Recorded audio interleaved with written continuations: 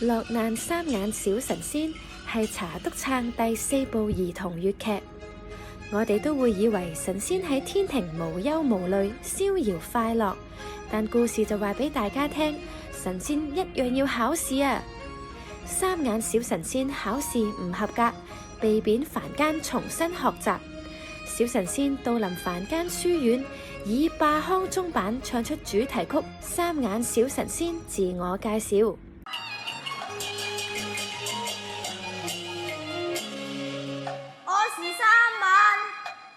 神仙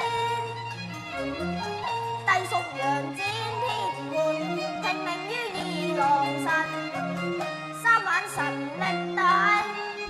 凡間學問包羅萬象，書友們合力為小神仙補習，陪佢努力備考。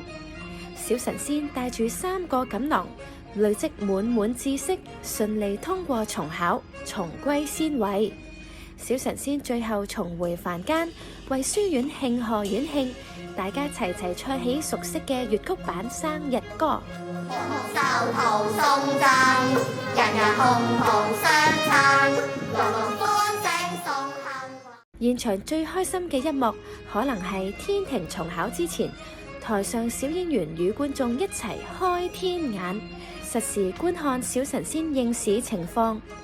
觀眾都化身劇中錦囊之一，幫忙小神仙考試通過。